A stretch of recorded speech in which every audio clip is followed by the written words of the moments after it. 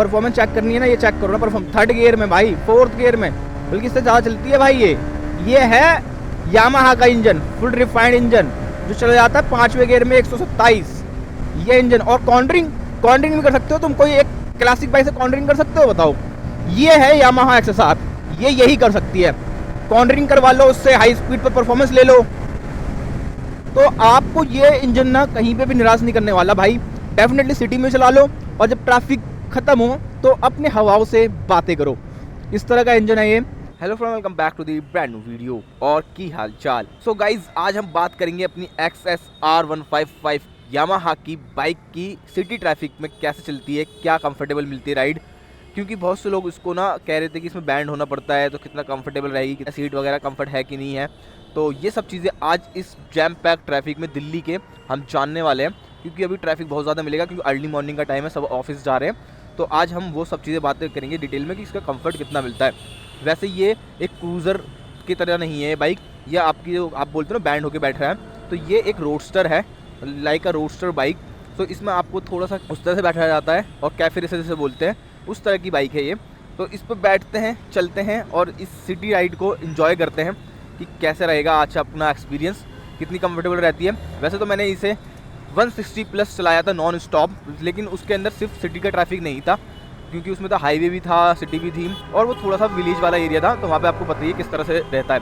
लेकिन आज हम दिल्ली के जैम पैक इलाके में चलाएंगे, जब बार बार आपको क्लच इंगेज डिसएंगेज करना पड़ेगा, गियर स्विच करने पड़ेंगे, है ना, ऐसे रेंगना पड़ेगा, तो वो सब जानेंगे कि कैसे रहता है। क्योंकि मैं जो जा रहा हूँ, मैं जाता हूँ गुड़गांव, और गुड़गांव दिल्ली से जाना मतलब मेरे लिए 60 किलोमीटर का वो रहता है। ये समझ लो आप मुंबई में कहीं रहते हो, आप अपना ऑफिस सुबह सुबह जा रहे हो ऑफिस, या बेंगलोर में कहीं रहते हो, उस ट्रैफिक में ऑफिस जा रहे हो, तो वो कैसे फील होगी जब आपका इस तरह से ट्रैफिक होगा। सामने देख रहे हो आप, इस तरह से जब ट्रैफिक होगा तो कैसा फील होगा, वो चेक करने वाले हैं आज हम कि क्या कंफर्ट मिलता है क्या नहीं। तो सबसे पहली चीज़ मेरे को ऐसा लग रहा है कि इस बाइक को वैसे लॉन्ग टूर पे, मतलब ऐसे ट्रैफिक में चलाना थोड़ा कन्वीनियंट हो जाता है, क्योंकि ये है लाइट वेट। हाँ जी, इसका जो वेट है वो है सिर्फ 137 किलोग्राम, ठीक है। 137 किलोग्राम बहुत ही ज़्यादा लाइट वेट हो जाता है यार, क्योंकि उससे ना आप हर कहीं आराम से रुक सकते हो, चला सकते हो। मतलब आपके ना लेग्स पे वो होता ज़्यादा लोड पड़ता, ना आपके रिस्ट पे आता लोड, क्योंकि रिस्ट पे सबसे ज़्यादा प्रेशर आता है ऐसे ट्रैफिक के अंदर। जब आप रुक जाते हो, फिर चलते हो, रुक जाते हो, जो आपकी रिस्ट होती हैं वो ज़्यादा पेन करती हैं। गाइस, एरोक्स को पकड़ लिया, एरोक्स को भाई, फोन छीन के भागने वाला 17 प्रो देखो भाई, मैं ब्लॉगर साहब। सो भाई, अगर आपको ट्रैफिक में चलानी है तो एरोक्स ले लो, ये मत लो क्योंकि भाई एरोक्स जो है बहुत ही बढ़िया चलती है। अब हम ट्रैफिक से निकल रहे हैं, जैम पैक से। चलो गाइस, तुम्हें बता दो ट्रैफिक में कैसे काम करती है गाड़ी। तो देखिए, ट्रैफिक में इसके अंदर एक सबसे मस्त चीज़ ये है कि ये बहुत लाइट वेट है। लाइट वेट होने की वजह से ये बहुत ही निम्बल हो जाती है, और इसे आप कहीं भी कट कर सकते हो ईजिली। आप इधर चलो उधर चलो, आपको बहुत ही आराम मिलने वाला है। तो और इसके अंदर जो परफॉर्मेंस भी है, क्योंकि इसके अंदर जो पिकअप, आप सोच रहे होगे कि यार छोटा इंजन है, तो सिटी ट्रैफिक में अगर मैं गियर नीचे डाउन करूँगा फिर अप करूँगा तो क्या परफॉर्मेंस मिल पाएगी, थोड़ा लैग तो नहीं रहेगा? बिल्कुल भी नहीं रहने वाला है, क्योंकि बहुत से लोग इस चक्कर में भी थोड़े पावरफुल बाइक ले लेते हैं कि वो चाहते हैं सिटी राइड में भी उनको बहुत ही अच्छी परफॉर्मेंस मिले, इसलिए वो 250 सीसी 300 सीसी तक की बाइक ले लेते हैं, जिसकी वजह से फिर वो बाद में पछताते हैं यार। क्योंकि इतनी हैवी बाइक लेके सिटी में चलाओगे ना अगर आप, तो आपको हमेशा से ही हैक्टिक और फटीक फील रहने वाला है, क्योंकि उसमें ना आपको बार बार गियर स्विच करने पड़ते हैं, और आपको फिर उस चीज़ में आपको फटीक फील होता है। अब जैसे कि मैं चल रहा हूँ तो मैं सेकंड गियर में भी चलता रहूँगा ना यहाँ पर, तो कोई दिक्कत नहीं आएगी। सेकंड गियर ऐसा परफेक्ट गियर है, बल्कि थर्ड गियर भी मैं भी चलता रहूँगा ना, तो मुझे बार बार गियर स्विच करने की जरूरत नहीं पड़ती है इस बाइक के अंदर। अब मैं सेकंड गियर में चल रहा हूँ तो मैं आराम से स्लो स्लो चलता रहूँगा। तो ये एक बहुत ही ईजी ऑप्शन हो जाता है इस ईसी के इंजन के साथ। तो आपको कभी स्टॉलिंग की दिक्कत नहीं आएगी, और ना ही आपको फिर बड़ा गियर डालना पड़ेगा, क्योंकि इसका जो पावर है वो अच्छी है, सफिशिएंट है। क्योंकि यार ये है 155 सीसी का लिक्विड कूल इंजन, और इसमें आपको 18.2 bhp की पावर और 14.1 Nm का टॉर्क मिल जाता है, जो कि सिटी के लिए तो है ही बेस्ट। बल्कि हाईवे परफॉर्मेंस पे भी अगर आप भगाना चाहते हो ना इसे, तो भागती है भाई ये, मतलब। और इसके अंदर है VVA टेक्नोलॉजी। VVA टेक्नोलॉजी तो इतनी मस्त है कि मतलब 7000 RPM के बाद ना इसके वाल्व ना ओपन हो जाते हैं और एक्स्ट्रा, जिससे ज़्यादा फ्यूल और ज़्यादा एयर जाती है इसके अंदर, और उसकी वजह से ये ज़्यादा पावर रिलीज़ करती है। मतलब ये 155 सीसी का समझ लो इंजन 200 सीसी का बन जाता है, अगर आप TVS और बजाज से कंपेरिजन करो तो उनको कॉम्पीट करेगा ये। तो इस तरह का ये इंजन है, और इसके अंदर यही खासियत है कि ये रिफाइंड है, और रिफाइनमेंट अगर होती है किसी बाइक के इंजन के अंदर, तो उसे आप चलाने में वैसी फटीक नहीं फील करते हो। आप इस ट्रैफिक में कितने घंटे चला लो, आपको फील ही नहीं आएगा। मतलब मैं कितना इसको रैव कर लूँ, कितना इसको मैं प्रेशर दे दूँ, मेरे को ऐसा फील लगेगा ही नहीं कि मैं थक रहा हूँ, क्योंकि वाइब्रेशन कहीं फील नहीं होती है, ना टैंक पर ना हैंडल पर, कहीं भी आपको वाइब्रेशन नहीं मिलने वाली है। ओवरऑल बाइक जो चलाने में है वो काफ़ी मस्त लगती है। बाकी अगर एक चीज़ बताऊं, इसके अंदर जो ये ना MT-15 और R15 वो दोनों सेम ही बाइक के पार्ट शेयर करती है बाइक। इसके अंदर ना सेम वही स्प्रॉकेट है जो कि आपको R15 में मिलता है, बल्कि MT-15 में आपको अलग स्प्रॉकेट मिल जाता है, लेकिन इसके अंदर वही सेम स्प्रॉकेट है जो आपको R15 में मिलता है। तो इसलिए जो इसकी जो रैव है और ज़्यादा करनी पड़ती है आपको, और ज़्यादा रैव हैप्पी हो जाती है ये, और भगाने में और तेज़ भगती है। मतलब MT-15 में आपको वो मिल जाता है, और इसका जो स्टीयरिंग ये हैंडल है वो भी थोड़ा R15 जैसा है, तो इसलिए थोड़ा सा आपको हल्का सा, मतलब R15 जैसा, मतलब सस्पेंशन थोड़ा सा नीचे ही है ना, तो इसमें हल्का सा बैंड भी करना पड़ता है। स्ट्रेट तो इन्होंने रॉड हैंडल बार दे दिया, तो जैसे MT-15 में मेरे को फिर भी इससे ज़्यादा अपराइट पोजीशन लगी है। MT-15 में आप बैठोगे तो अपराइट बैठोगे थोड़ा सा, इसमें थोड़ा सा हल्का सा झुक के बैठना पड़ रहा है, हल्का सा, तो उसकी वजह से भी लोगों को होता है कि क्या कंफर्टेबल रहेगी। तो भाई मैं बताऊँ तो इतना झुक के नहीं बैठना पड़ता। हाँ ये है कि आपके रिस्ट पर कंट्रोल आता है, थोड़ा सा आपको हल्का सा पेन होगा, लेकिन इतना नहीं आएगा कि आप सोचोगे कि दिक्कत है, लेकिन उतना भी कंफर्टेबल नहीं रहेगी जितना आप सोचते हो कि क्रूजर होती है, लाइक मीटियोर हो गई, हंटर 350 हो गई, है ना, जो भी इतनी इस कैटेगरी की बाइक होती हैं वो ज़्यादा कंफर्टेबल रहती हैं। अगर ऐसे अगर बिल्कुल उनका स्टैंडिंग मतलब पूरा अपराइट पोस्चर होता है, इसका थोड़ा बैंट है, तो ये चीज़ तो फ़र्क है इसके अंदर।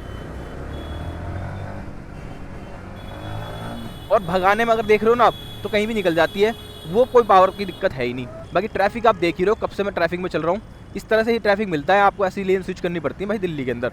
तो इस ट्रैफिक में पूरा एक डिटेल पता चल जाती है कितना थकान होती है कितनी नहीं। तो इसकी थोड़ा सा जो बैंड होना पड़ता है और हैंडल पे थोड़ा जोर देना पड़ता है, उससे एक चीज़ अच्छी होती है कि इसकी कंट्रोलिंग अच्छी हो जाती है। ऐसे सिटीज़ में चलाते हो ना आप, तो इससे कंट्रोलिंग पूरी बाइक पर रहती है जमी हुई।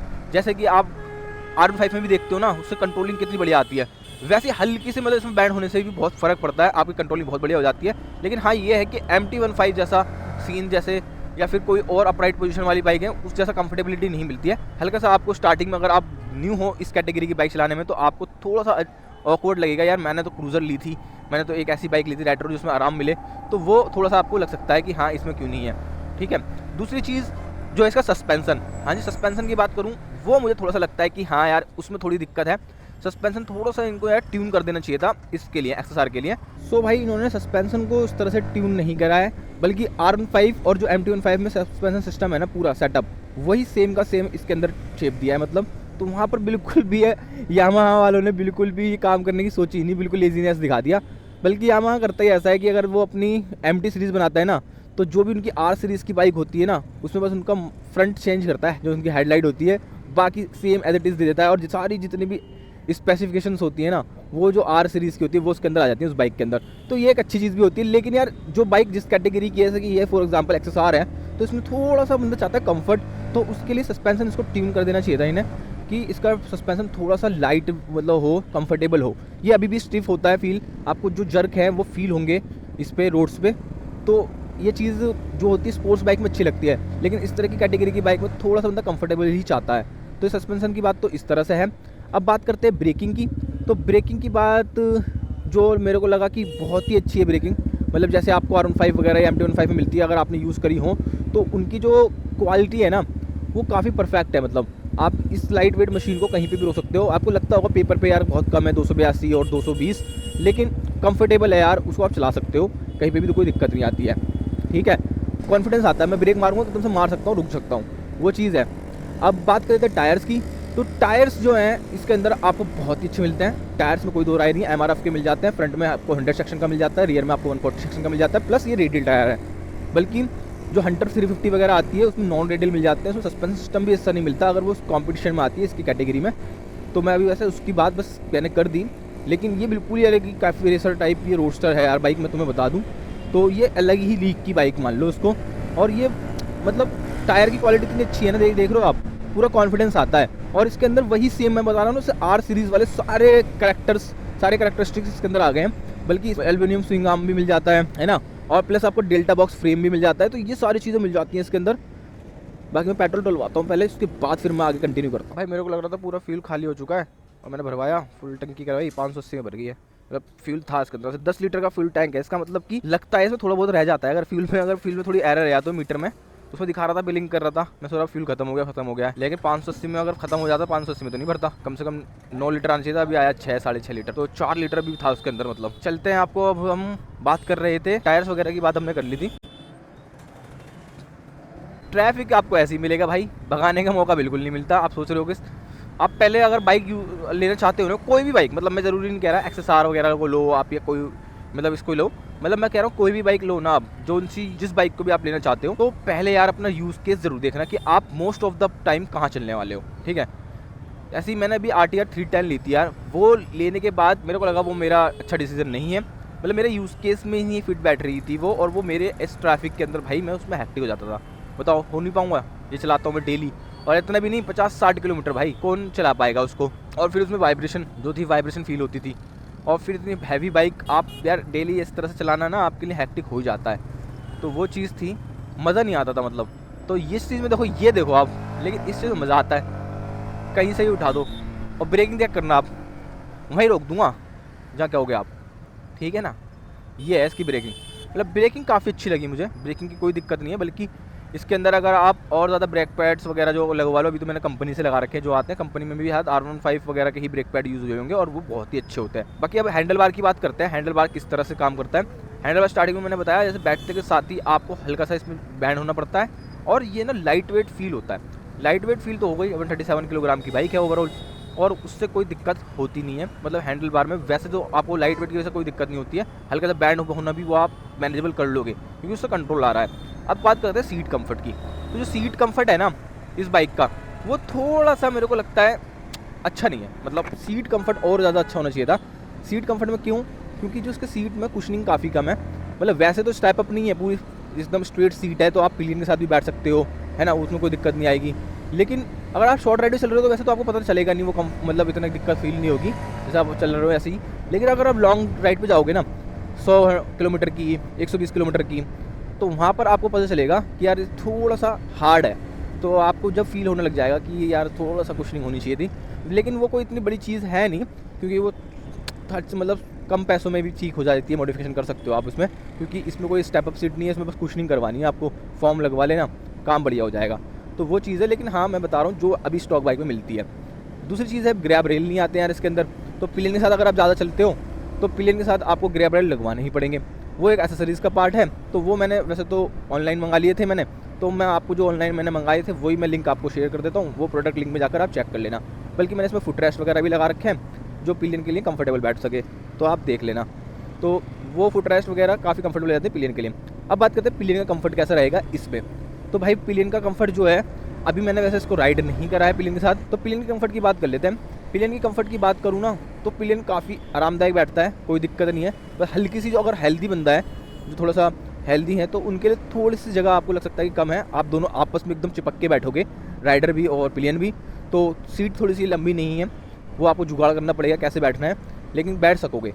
और बात करूँ कंफर्टेबिलिटी की, तो ज़्यादा ऊंचा होकर नहीं बैठना पड़ता, लेडीज़ भी आराम से बैठ जाती हैं आपके घर की फैमिली में। एक बात आती है पावर की, हाँ जी, परफॉर्मेंस थोड़ी सी कम हो जाती है जब आपका पिलियन चलता है इसके अंदर। तो आप जैसे ओवरटेक वगैरह करना चाहते हो ना आप, तो वहाँ पे ओवरटेक करने में आपको थोड़ी सी दिक्कत हो सकती है हाईवेज़ पर, क्योंकि पिलियन के साथ ना इसमें पावर हल्की सी कम फील होती है इस 155 सीसी के इंजन में, क्योंकि इसमें टॉर्क कम है।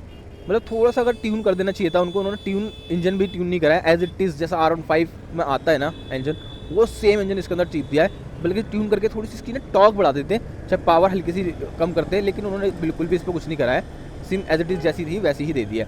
लेकिन वो टॉर्क वैसे तो आपको फील नहीं होगी कि कम है अगर आप अलोन चलते हो, लेकिन जब आप चलोगे पिलियन के साथ, तो जब आपको फील होने वाली है, तो वो आप देख सकते हो। बाकी सिटी की ट्रैफिक में मेरे को लगता है, ओवरऑल कंक्लूजन पे आऊँ तो सिटी के ट्रैफिक पे चलाने के लिए काफ़ी कंफर्टेबल है, मतलब आपको डेली लाइफ में चलाओगे ना आप, तो आपको कहीं दिक्कत नहीं आने वाली, और जब चाहो परफॉर्मेंस भी ले सकते हो आप इस तरह से। परफॉर्मेंस जब चाहो वो परफॉर्मेंस भी ले लोगे। सिटी के बम्पर टू बम्पर ट्रैफिक में आप मैनेजेबल लो गियर में भी चल सकते हो, तो वो कोई दिक्कत वाली बात नहीं है। तो कंक्लूजन यही है, आज सिटी ट्रैफिक की बात कर रहे थे हम। सिटी ट्रैफिक में आप बाईपास करना चाहते हो ऐसे करके, तो ये भी काफ़ी ईजिली आप बाईपास कर सकते हो इन सबको, ट्रैफिक को, तो वो कोई दिक्कत नहीं है। ऐसे कोई भी बंदा आ जाए उसको भी ब्रेकिंग की तरह झेल सकते हो। तो मतलब सब चीज़ें बहुत अच्छी हैं इस बाइक के अंदर, ओवरऑल पैकेज बहुत बढ़िया है। और भाई ट्रैफिक से निकल जाओ तो सोचोगे परफॉर्मेंस कम है, तो परफॉर्मेंस ये चेक कर लो भाई, अब कम है क्या परफॉर्मेंस चेक करनी है ना, ये चेक करो ना परफॉर्मेंस, 3rd गियर में भाई, 4th गियर में, बल्कि इससे ज़्यादा चलती है भाई। ये है यामाहा का इंजन, फुल रिफाइंड इंजन, जो चला जाता है 5वें गियर में 127, ये इंजन। और कॉर्नरिंग भी कर सकते हो तुम, कोई एक क्लासिक बाइक से कॉर्नरिंग कर सकते हो, बताओ। ये है यामाहा XSR, ये यही कर सकती है।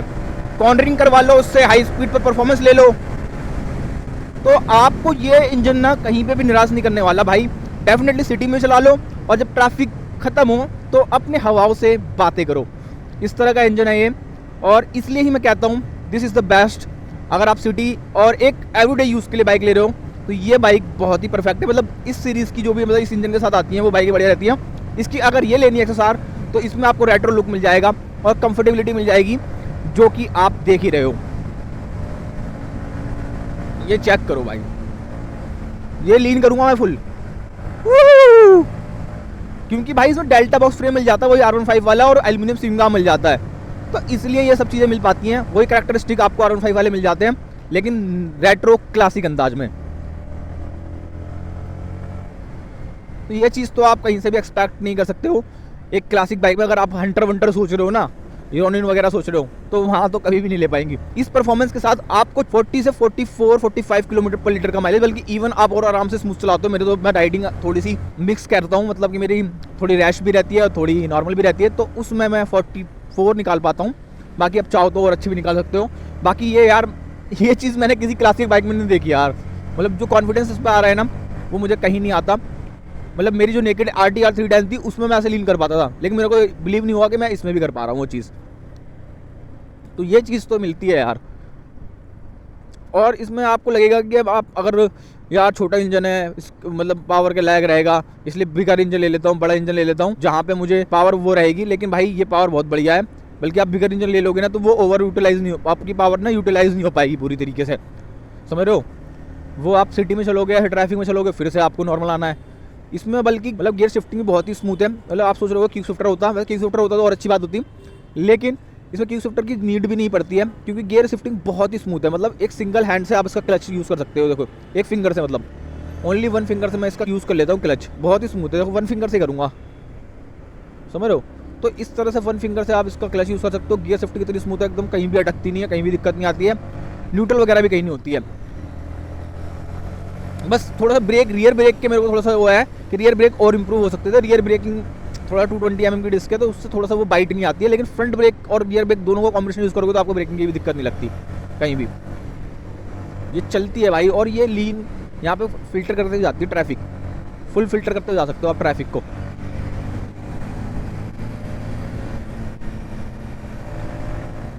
तो मज़ा तो आता है यार चलाने में से, फुल मज़ा आता है। जहाँ पे आपको मतलब हैक्टिक भी फील नहीं होता, कंफर्ट मिलता है, सब कुछ मिलता है। सो मैंने होप आपको सारा आंसर दे दिया है और आपको पता चल गया होगा कि सिटी राइड में कैसे काम करती है अपनी ये XSR, और ट्रैफिक में अगर आप डेली लाइफ में यूज़ करना चाहते हो, एवरीडे यूज़ में, तो कैसा काम करेगी, सारी डिटेल दे दी है मैंने। मिलते हैं आपको नेक्स्ट वीडियो, तब तक के लिए बाय। बाकी यार हमारे चैनल को सब्सक्राइब कर दें, क्योंकि आप चैनल देखते तो लेकिन सब्सक्राइब नहीं करते, तो ऑटोमेटिक सब्सक्राइब करें। और हमारे इंस्टाग्राम पर भी जाकर चेक जरूर करें, क्योंकि मैं वहाँ पे भी बहुत अच्छा कंटेंट डाल रहा हूँ। मिलते हैं आपको नेक्स्ट वीडियो, तब तक के लिए बाय। Thanks for watching.